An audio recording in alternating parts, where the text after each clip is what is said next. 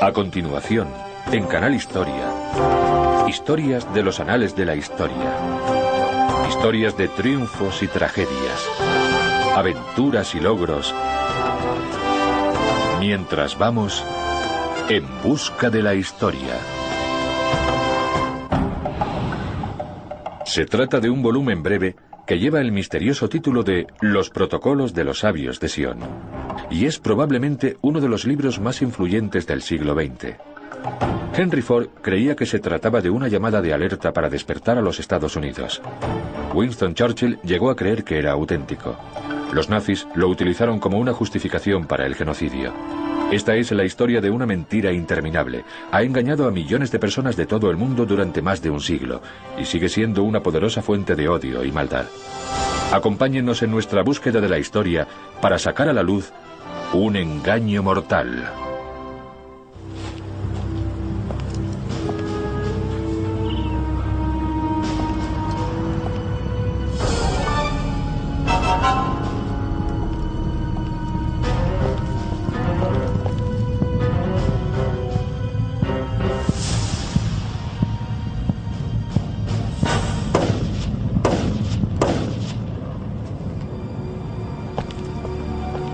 Enero de 1922. Walter Rathenau, ministro alemán de Asuntos Exteriores, judío, es asesinado en Berlín por Hermann Fischer y su cómplice. En el juicio declaran que era necesario matar a Rathenau porque era uno de los sabios de Sion.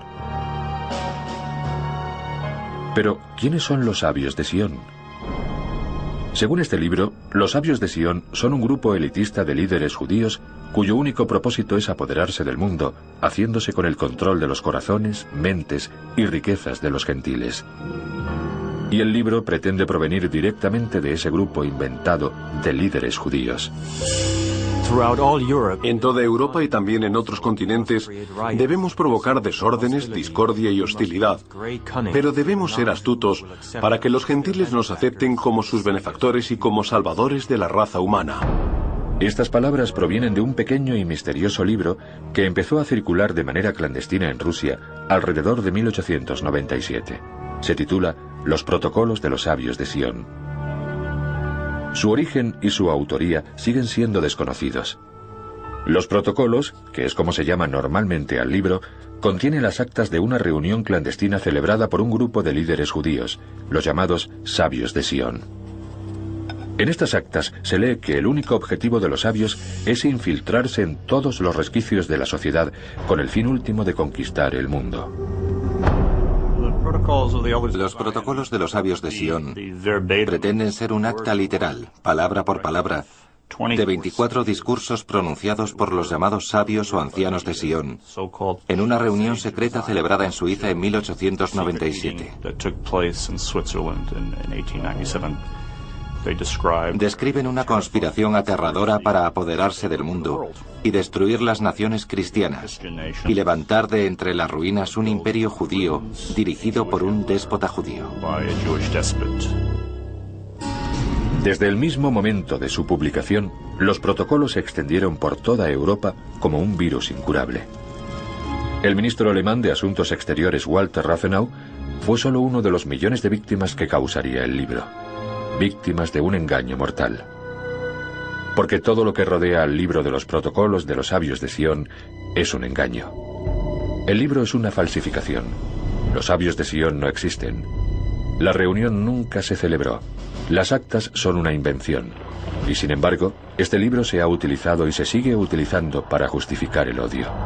Y es parte de una red de mentiras que ha ido creciendo a lo largo de los siglos y comienza para muchos con los libros del Nuevo Testamento. Uno es el Evangelio de Juan, que pone en boca de Jesús la siguiente frase. Jesús, hablando a los judíos, dice: a esos que dicen ser judíos, yo les digo que no lo son. Vosotros sois de vuestro padre el diablo y queréis cumplir sus deseos en la tierra. Muy sencillo. Vuestro padre es el diablo y cumplís sus deseos en la tierra, sin pensar en que si él dice que el padre de los judíos es el diablo, el padre de Cristo también sería el diablo.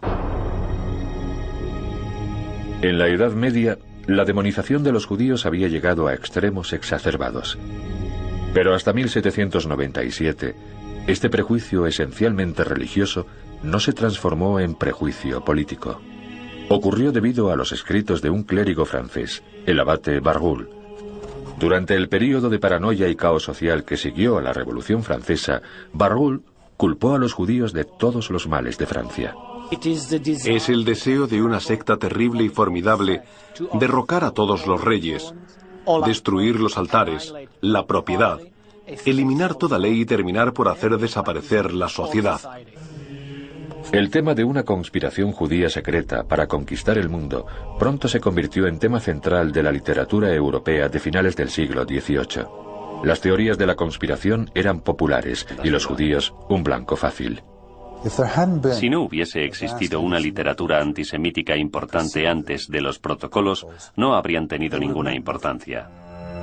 Pero la población europea había sido preparada gracias a décadas de oír hablar sobre una conspiración judía para apoderarse del mundo, y por eso los protocolos encajaban, tenían sentido y eran preocupantes. A mediados del siglo XIX, la idea de una conspiración judía internacional ya estaba arraigada. En 1868, Hermann Gottsched escribe Biarritz, una novela antisemítica con el seudónimo más respetable de Sir John Radcliffe. Biarritz es especialmente importante debido a una escena en la que líderes judíos celebran una reunión secreta en un cementerio de Praga. 30 años más tarde, ese mismo escenario aparece en un nuevo documento, los protocolos de los sabios de Sion. Pero esta vez no se dice que sea ficción, sino que se asegura que es real. Los protocolos tuvieron un impacto mayor porque se decía que eran un documento de primera mano. No era un informe acerca de un documento, eran el propio documento.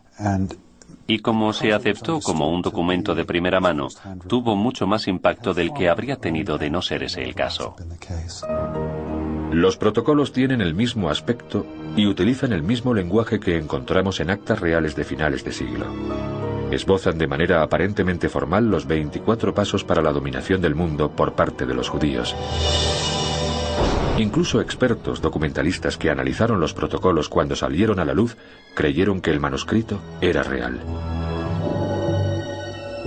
Pronto comenzaremos a establecer enormes monopolios, acumulaciones colosales de riqueza, de las que dependerán incluso las mayores fortunas de los gentiles, hasta tal punto que se desmoronarán al día siguiente de la revolución política.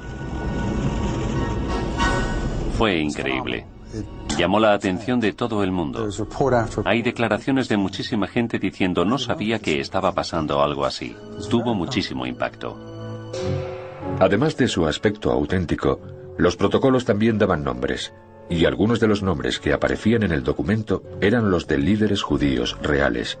Theodor Herzl aparece como el sabio principal de los sabios de Sion. Este fue un engaño particularmente astuto, porque el mismo año de la aparición de los protocolos, Theodor Herzl estaba en Basilea, Suiza, liderando el primer Congreso Mundial Judío.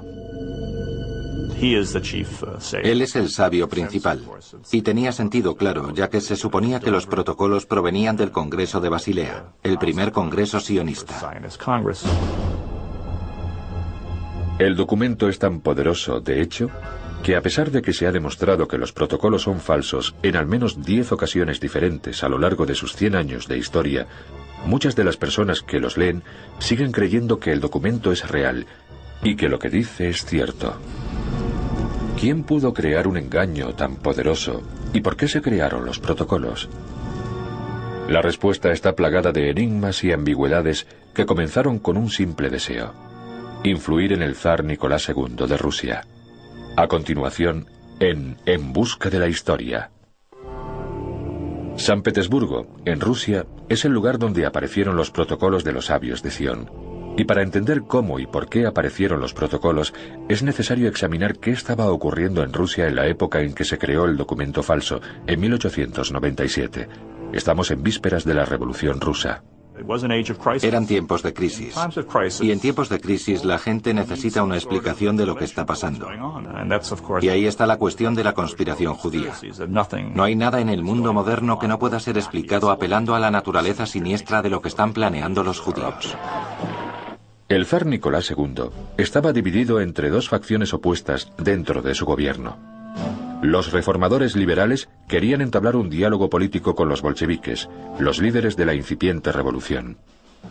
La derecha conservadora se oponía firmemente y puso en marcha una campaña secreta para desacreditar a los liberales. Muchos de los ministros liberales del zar y sus homólogos bolcheviques eran judíos o tenían vínculos con intereses empresariales judíos, y por eso la creación de los protocolos proporcionaba un motivo práctico, aunque imaginario, para temer a la izquierda. No se hizo con intereses inocentes. Siempre tuvo un objetivo político.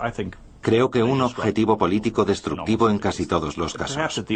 Quizá al principio, muy al principio, no fue nada más que un intento de influir en las decisiones menores del zar Nicolás II, que tenía poca fuerza de voluntad. Hay quien tiene la teoría de que se hizo para intentar asustarlo un poco y hacerle ver que debía aplastar a sus enemigos, como habrían hecho los sabios de Sion si estuvieran en su lugar.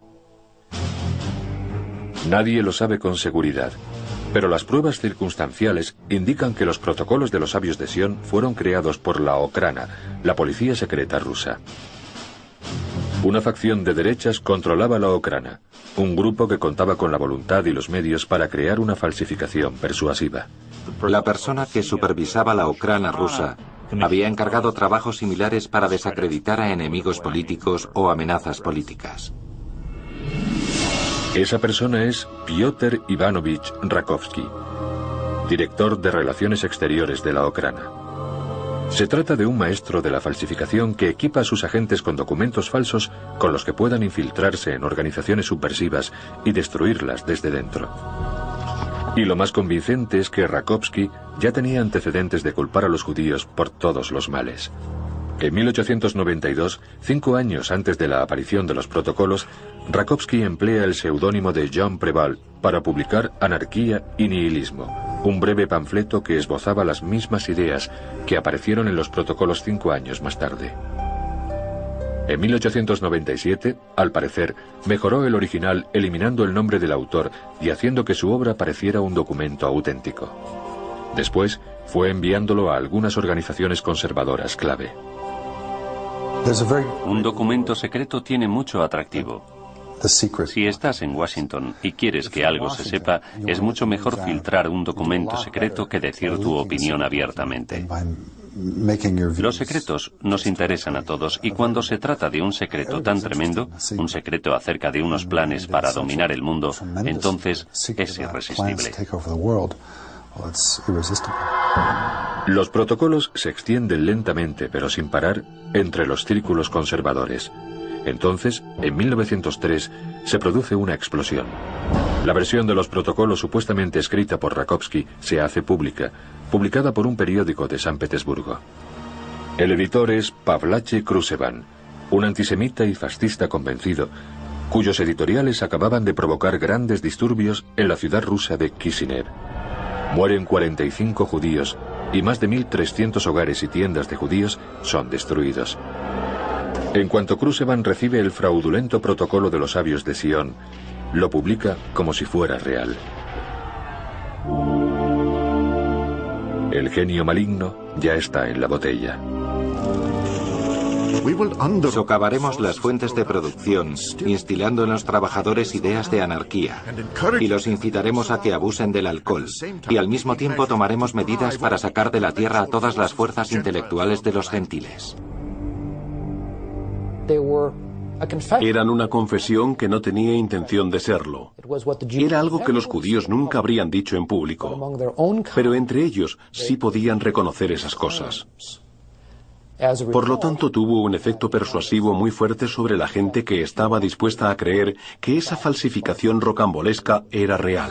Krusevan publicó también ediciones baratas de los protocolos en forma de panfleto para su distribución masiva, y se unió a otros militantes antisemitas para formar la Unión del Pueblo Ruso, también conocida como las Centurias Negras. Empezaron a cometer actos de terrorismo y asesinato contra liberales judíos y radicales. Tomando como chivos expiatorios a los judíos, Krusevan consiguió poder y fama, y eso no pasó desapercibido a otros que buscaban lo mismo. Y uno de esos hombres contaba con el favor del zar. Sergei Nilus era un asesor en la corte de Nicolás y Alejandra. Era bien recibido en la corte porque era famoso, un místico cristiano autor de Lo grande en lo pequeño, una autobiografía de gran éxito en la que narraba su transformación de un ateo de clase media a un portavoz iluminado por Dios.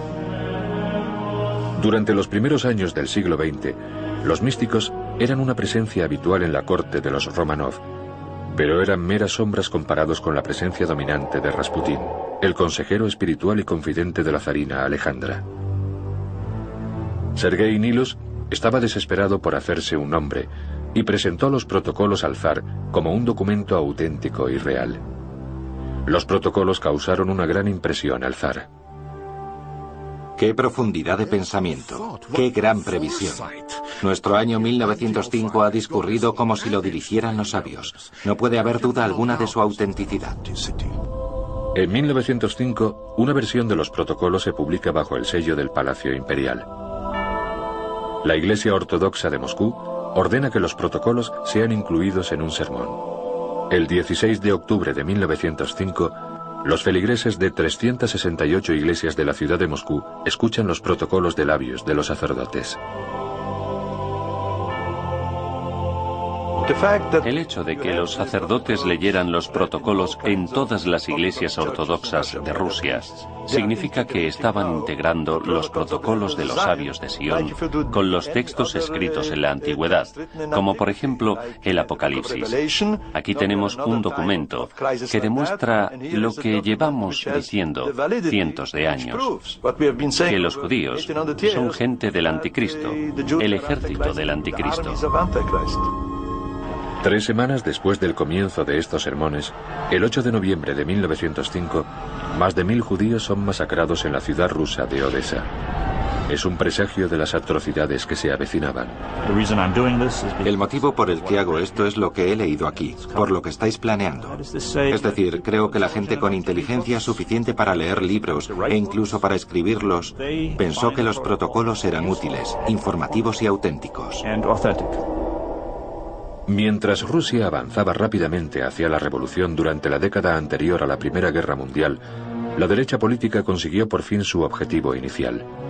Los protocolos de los sabios de Sion habían demonizado a la izquierda. Ya era políticamente correcto odiar a los judíos y acusar a los socialistas y comunistas de ser marionetas de la conspiración judía internacional. No me sorprende que las pruebas empíricas, es decir, los nombres judíos de los líderes bolcheviques, que eran muchos, el más famoso de ellos, Trotsky, se consideraran una demostración de que se trataba de una conspiración judía. Y eso fue lo que hizo que los protocolos parecieran creíbles. Hasta el Holocausto, e incluso después del Holocausto, la asociación en la mente de la gente de los judíos con la izquierda, en particular con el comunismo. En cierta manera, para los no judíos era reconfortante ver que esa visión del mundo tan odiosa, esa ideología agresiva, peligrosa, no era cristiana. Los protocolos están tan arraigados que cuando el zar Nicolás recibe los resultados de una investigación oficial del gobierno que revela que los protocolos son falsos, a nadie parece importarle. El zar Nicolás escribe: "Olvidad los protocolos. No se puede defender una causa justa con métodos sucios". Pero el daño ya estaba hecho. Cuando el gobierno ruso es derrocado por la revolución bolchevique en 1917, la profecía inventada en los protocolos parece hacerse realidad. Entonces, el 16 de julio de 1918, el zar y toda su familia son ejecutados por revolucionarios bolcheviques. Lo que deja atrás la familia real da a los antisemitas todavía más razones para su creciente reino de terror.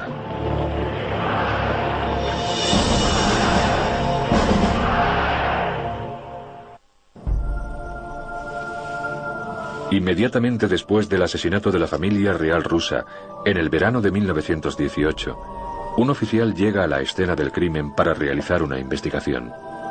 Entre las posesiones de la familia, dice haber descubierto solo 3 libros: la Biblia, Guerra y Paz de León Tolstoy y Lo grande en lo pequeño de Sergei Nilus, cuyo apéndice incluye los protocolos de los sabios de Sion.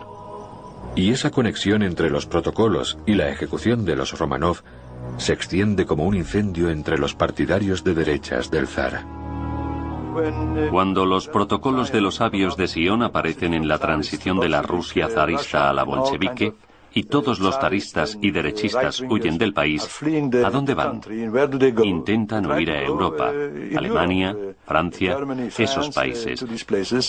Y no sería sorprendente que en su equipaje, además de algunos recuerdos de sus hogares, llevaran una copia rusa de los protocolos de los sabios de Sion, que para ellos era como un nuevo evangelio. Entre los muchos partidarios del zar que huyen a Europa está Fyodor Bimberg. Y si los protocolos son una enfermedad, Bimberg es su transmisor. En 1920, Bimberg se asienta en Berlín y pasa los protocolos a Gottfried Zurbick, que publica las primeras ediciones en alemán de los protocolos de los sabios de Sion. Es un éxito de ventas inmediato y se reimprime 5 veces en los 2 primeros años. Era una época de crisis, el final de la Primera Guerra Mundial, un gran baño de sangre, dinastías que desaparecían, cambiaban las formas de gobierno, las fronteras, las costumbres, la moral. Todo eso molestaba a mucha gente. Después de la revolución bolchevique de 1917, los antibolcheviques tenían la tendencia a pensar que los bolcheviques eran judíos, y eso dio credibilidad a los protocolos cuando reaparecieron unos años después. Esta revolución horrible ha sido provocada por los judíos como un paso más de su plan para dominar el mundo. Y los alemanes, que todavía estaban recuperándose de los efectos de la Primera Guerra Mundial, fueron convencidos por el falaz argumento de que si los judíos pudieron conseguirlo en Rusia, también podrían hacerlo en Alemania. Los alemanes eran un objetivo particularmente fácil, porque ya tenían una larga tradición de literatura antisemita que condicionaba a los lectores para ver a los judíos como una amenaza para la civilización. Quizá el ejemplo más virulento sea la edición de 1878 de Deutsche Schriften, o Escritos Alemanes, de Paul Bottcher. Bottcher culpa a los judíos de todos los males que sufre Alemania. La única solución, sugiere reveladoramente, es la exterminación de los judíos. Y así, el virus de los protocolos de los sabios de Sion infectó fácilmente a la víctima debilitada. Una vez la enfermedad del odio a los judíos se apodera de Alemania, se fortalece y se disemina por toda Europa. El 8 de mayo de 1920, el editorial del Times de Londres publica varios pasajes de los protocolos. El editorial se pregunta de forma retórica, ¿qué son estos protocolos? ¿Son auténticos? Si lo son, ¿qué asamblea maligna pergeñó estos planes y se regodeó con su diseminación? ¿Acaso con el esfuerzo extremo de nuestra nación hemos escapado de la Pax Germánica para caer en una Pax Judaica? Ese editorial tuvo mucha importancia, legitimizó los protocolos y significaba que no eran solo delirios de algunos movimientos de protesta alemanes, sino que incluso el Augusto Times de Londres decía que había algo de verdad en todo eso. Poco después de su publicación en Londres, Winston Churchill, el joven ministro de guerra británico, declara al Illustrated Sunday Herald: Desde los días de Espartaco hasta los de Karl Marx, esta conspiración internacional para terminar con la civilización y reconstruir la sociedad no ha hecho más que crecer. Menos de una semana después de su aparición en Inglaterra, los protocolos de los sabios de Sion empiezan a llegar al público estadounidense, todo a causa del inquebrantable fervor antisemita de uno de los grandes héroes estadounidenses, Henry Ford. Entre mayo y octubre de 1920, Ford escribe un artículo semanal sobre los protocolos en su periódico, el Devon Independent. Pero no se para ahí. Henry Ford distribuye esos artículos a sus concesionarios de coches de todo el país para el disfrute de los compradores de automóviles. En noviembre de ese mismo año, Henry Ford publica los protocolos y su propia diatriba antisemita en un grupo de 4 volúmenes titulado El Judío Internacional, el principal problema del mundo. Se distribuyeron 500.000 de copias en los Estados Unidos y Ford firma la publicación de las ediciones europeas en 16 idiomas.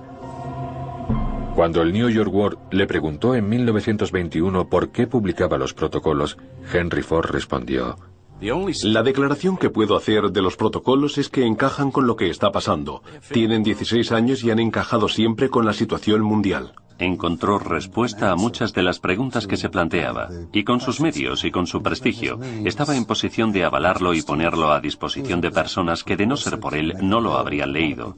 Eso le dio una legitimidad en la sociedad estadounidense de los años 20. Lo relevante aquí no era lo que dijera Ford, sino quién era Ford. Se trataba de un hombre de gran éxito, muy admirado.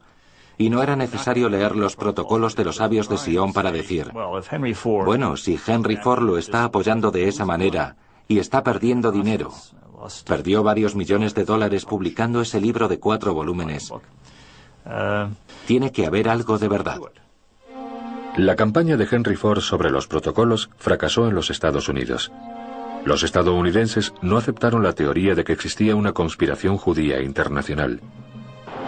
Pero la influencia de Ford, por medio de El Judío Internacional, estaba llegando a millones de personas en toda Europa, y los políticos jóvenes en ascenso estaban empezando a responder a las mentiras incluidas en los protocolos.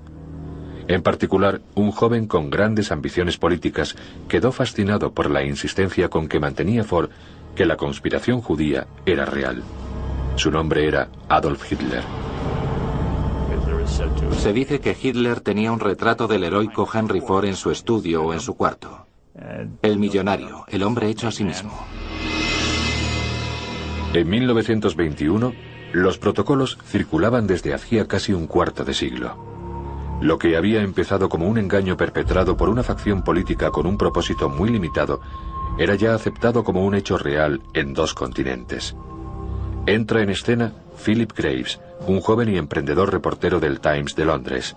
Graves no fue el primero en poner en duda la autenticidad de los protocolos de los sabios de Sion, pero sí fue el primero en demostrar que se trataba de una falsificación al encontrar la fuente original de la que se plagiaron. Graves encuentra una obra satírica francesa que contiene exactamente el mismo texto, palabra por palabra, de los protocolos. Pero la obra fue escrita 3 décadas antes de los protocolos y no tiene nada que ver con los judíos. La salida a la luz de la falsificación de los protocolos tuvo mucha importancia. No eliminó los protocolos como factor, pero lo sacó del espectro político respetable. Si creías en los protocolos, quería decir que estabas en los extremos del espectro político, que eras parte de un movimiento de protesta que no aceptaba las normas de la política civilizada. En Inglaterra, Churchill se retracta inmediatamente. En Estados Unidos, Ford no lo hace. El Comité Judío Estadounidense tarda 6 años en recibir una disculpa por escrito de Henry Ford por sus artículos, pero hasta el día de su muerte siguió manteniendo que, aunque los protocolos eran falsos, lo que decían era real. En Alemania, esa idea ya estaba haciendo historia. Cuando los alemanes intentaron entender por qué habían perdido tanto en la Primera Guerra Mundial, buscaron una explicación en los protocolos. Y durante los años 20, la tendencia a culpar a los judíos de todos los problemas no hizo más que crecer y crecer. Y los convencidos empiezan a pasar de las palabras a los hechos, y de los hechos al derramamiento de sangre. Las semillas del genocidio empiezan a echar raíces.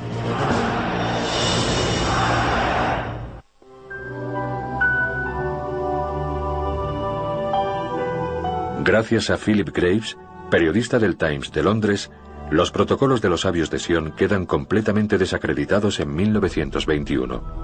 Pero poco después, Walter Rathenau, el ministro alemán de Asuntos Exteriores, es asesinado frente a su casa de Berlín. Los motivos del crimen están directamente relacionados con quienes creen en los protocolos.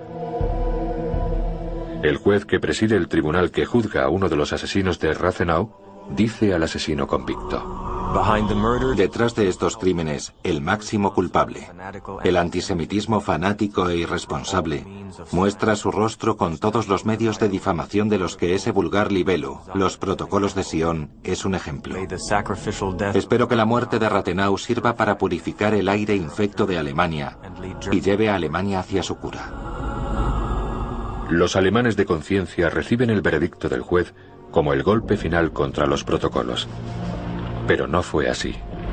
La infección era imparable y poco más de 10 años después, Adolf Hitler el hombre que admiraba a Henry Ford, es nombrado canciller de Alemania el 30 de enero de 1933. Su partido nazi pasa de formar parte de los flecos de la política alemana a ocupar el centro del poder.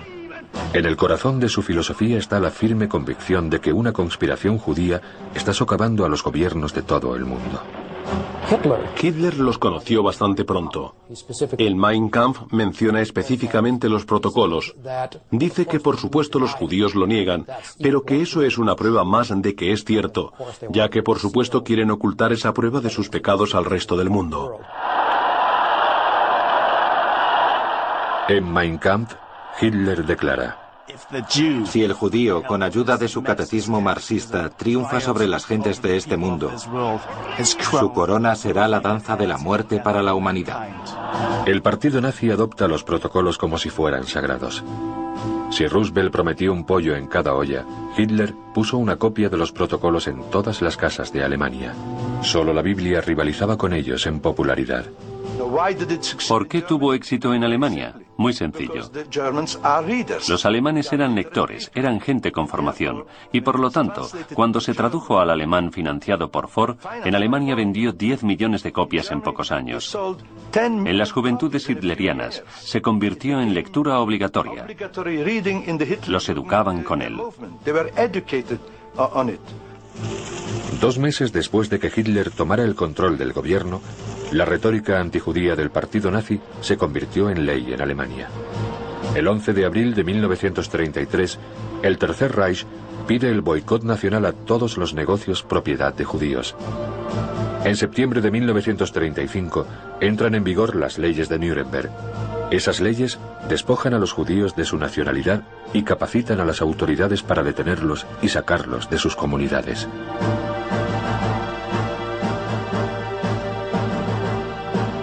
Y los protocolos son utilizados una y otra vez como justificación para semejante desprecio de los derechos humanos. Entre los principales responsables de mantener vigentes los protocolos está Julius Streicher, un importante antisemita y editor de un periódico. Julius Streicher era uno de los nazis más desagradables. Sus propios hermanos nazis no le tenían demasiada simpatía. Pero Streicher tenía un punto muy fuerte a su favor. Era uno de los pocos amigos íntimos de Hitler, por así decir. Se había ganado su amistad al fusionar su propio partido con el de Hitler en 1922, que en aquel momento casi doblaba en tamaño al movimiento nazi, y eso le ganó la gratitud de por vida de Hitler. Streicher publica Der Stürmer, un periódico político de derechas muy popular. Una semana tras otra, el 500.000 de lectores de Der Stürmer leen hiperbólicos artículos acerca de la conspiración internacional judía. En octubre de 1938, el 5º año del plan maestro de los nazis, la retórica de Der Stürmer se convierte en una llamada a la acción. Los judíos, escribe Streicher, son bacterias, gusanos, y las plagas no se pueden tolerar. Por razones de limpieza e higiene debemos hacerlos inofensivos, acabando con ellos. Yo diría que los protocolos tuvieron mucha influencia en el cambio del antisemitismo, que pasó de ser un movimiento de protesta a un movimiento de poder. No creo que fuera el único factor o que no hubiera pasado de todas formas, pero sin duda fue un elemento significativo. La maquinaria de propaganda nazi dirigida por Joseph Goebbels mantiene vivo el clamor del odio antijudío. Quizá el ejemplo más notorio de propaganda antisemita sea una película de 1944 titulada El judío eterno. Esta película narra la historia que aparece en los protocolos de los sabios de Sion.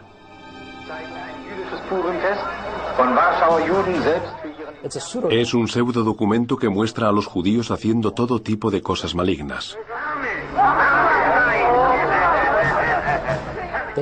No menciona directamente los protocolos, pero la línea que sigue Hitler en esa película está muy influenciada por los protocolos. Por ejemplo, muestra a los judíos participando en una siniestra campaña para apoderarse del mundo. Se los compara con ratas que se esparcen por todo el mundo desde sus orígenes en Asia. También trata el tema de los judíos y su poder financiero.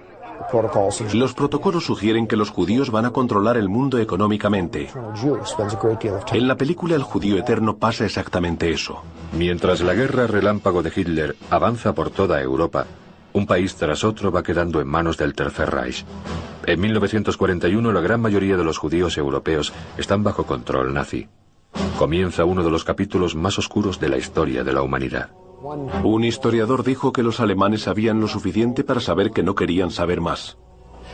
Pero por supuesto eso significa que sabes algo. Y hay que tener un motivo para no querer saber más. Los protocolos eran uno de esos motivos. Eran una excusa para cerrar los ojos ante lo que estaba pasando. En octubre de 1943, Heinrich Himmler, el jefe de las SS de Hitler y arquitecto de la solución final, ofrece una aleccionadora razón para el Holocausto. Teníamos el deber moral ante nuestro pueblo de exterminar a las personas que querían exterminarnos a nosotros. Al terminar la guerra, más de 6 millones de judíos han muerto. El horrible legado de un documento falso que infectó la moralidad del mundo.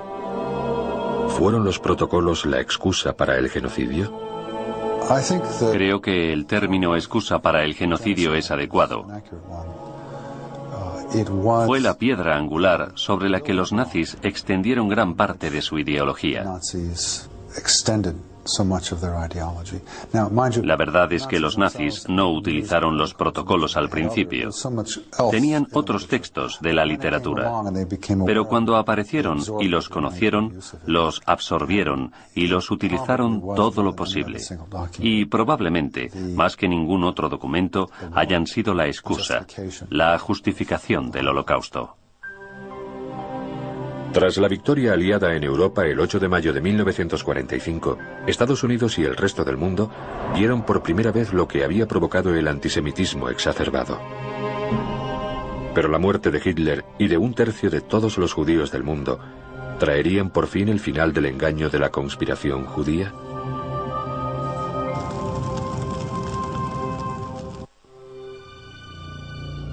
La teoría de una conspiración judía para hacerse con el control del mundo circulaba desde antes del nacimiento de Cristo. La idea de que el mundo judío es como una serpiente que lentamente rodea a su presa y acaba con su vida y su libertad ha sido parte significativa de la historia del odio. Y aunque se podría pensar que el Holocausto sirvió para aumentar la sensibilidad del mundo ante los peligros del odio, la verdad es que no es exactamente así.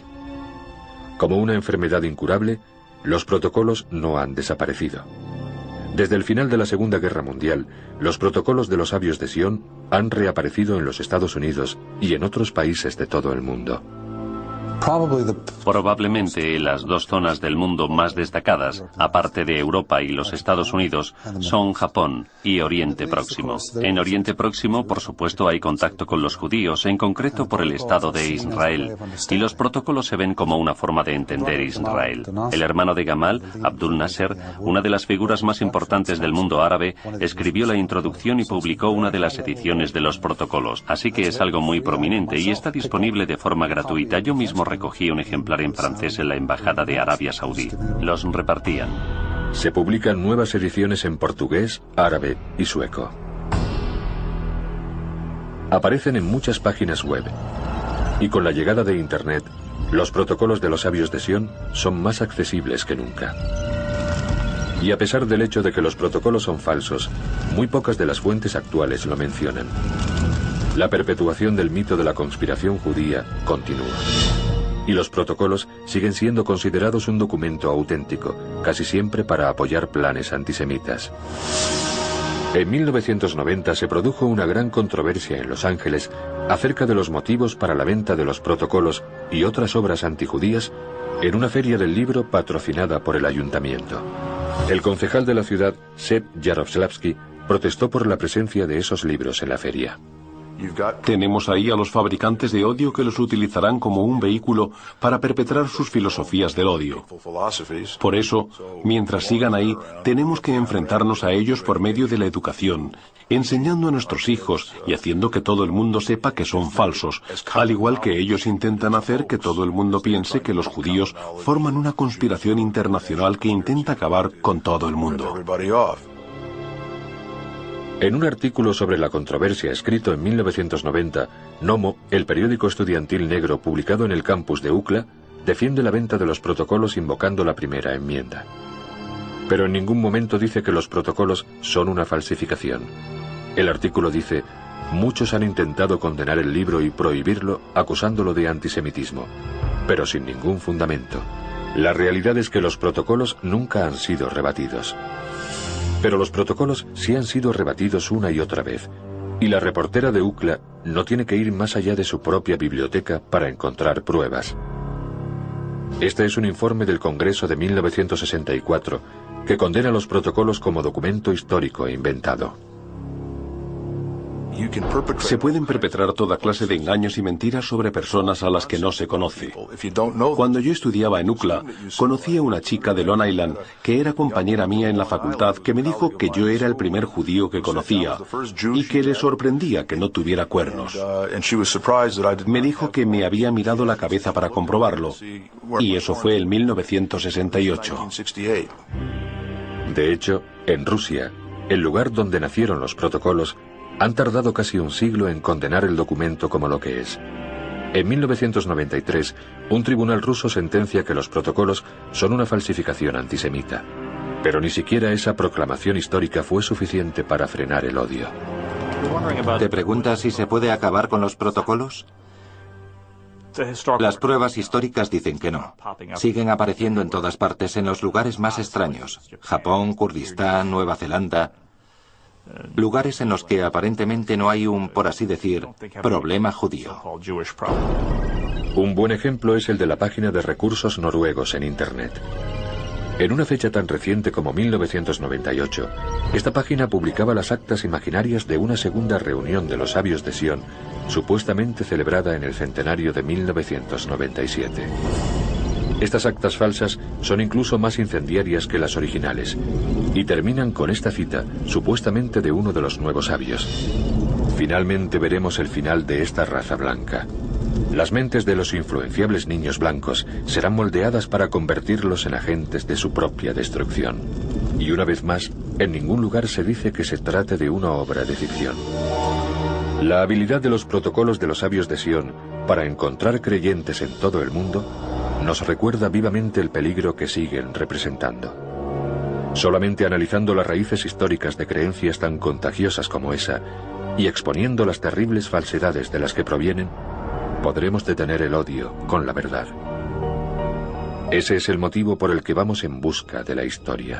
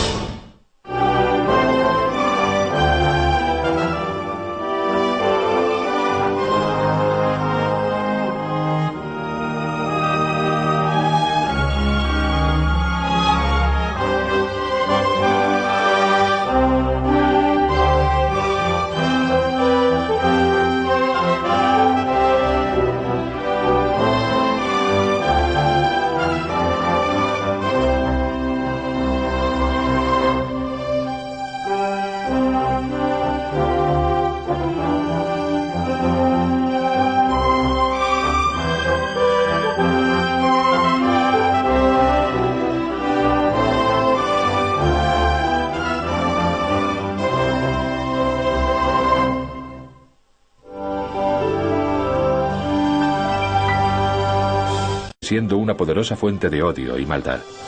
Acompáñennos en nuestra búsqueda de la historia para sacar a la luz un engaño mortal.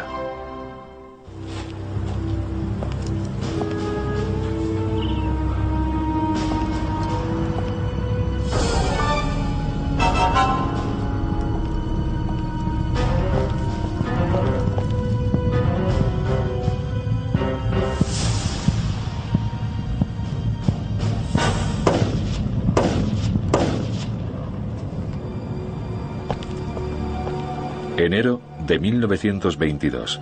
Walter Rathenau, ministro alemán de Asuntos Exteriores, judío, es asesinado en Berlín por Hermann Fischer y su cómplice. En el juicio declaran que era necesario matar a Rathenau porque era uno de los sabios de Sion. Pero, ¿quiénes son los sabios de Sion? Según este libro, los sabios de Sion son un grupo elitista de líderes judíos cuyo único propósito es apoderarse del mundo, haciéndose con el control de los corazones, mentes y riquezas de los gentiles. Y el libro pretende provenir directamente de ese grupo inventado de líderes judíos. En toda Europa y también en otros continentes debemos provocar desórdenes, discordia y hostilidad, pero debemos ser astutos para que los gentiles nos acepten como sus benefactores y como salvadores de la raza humana. Estas palabras provienen de un pequeño y misterioso libro que empezó a circular de manera clandestina en Rusia alrededor de 1897. Se titula Los Protocolos de los Sabios de Sion. Su origen y su autoría siguen siendo desconocidos.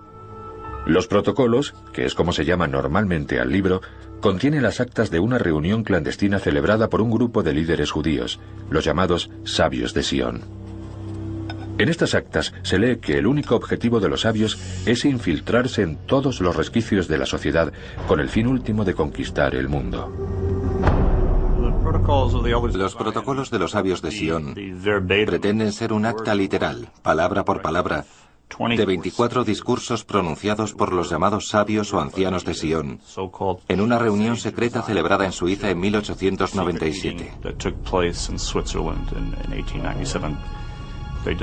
Describen una conspiración aterradora para apoderarse del mundo y destruir las naciones cristianas y levantar de entre las ruinas un imperio judío dirigido por un déspota judío. Desde el mismo momento de su publicación, los protocolos se extendieron por toda Europa como un virus incurable. El ministro alemán de Asuntos Exteriores Walter Rathenau fue solo uno de los millones de víctimas que causaría el libro. Víctimas de un engaño mortal. Porque todo lo que rodea al libro de los protocolos de los sabios de Sion es un engaño. El libro es una falsificación. Los sabios de Sion no existen. La reunión nunca se celebró. Las actas son una invención. Y sin embargo, este libro se ha utilizado y se sigue utilizando para justificar el odio. Y es parte de una red de mentiras que ha ido creciendo a lo largo de los siglos y comienza para muchos con los libros del Nuevo Testamento. A continuación, en Canal Historia, historias de los anales de la historia. Historias de triunfos y tragedias, aventuras y logros, mientras vamos en busca de la historia. Se trata de un volumen breve que lleva el misterioso título de Los Protocolos de los Sabios de Sion, y es probablemente uno de los libros más influyentes del siglo XX. Henry Ford creía que se trataba de una llamada de alerta para despertar a los Estados Unidos. Winston Churchill llegó a creer que era auténtico. Los nazis lo utilizaron como una justificación para el genocidio. Esta es la historia de una mentira interminable. Ha engañado a millones de personas de todo el mundo durante más de un siglo, y sigue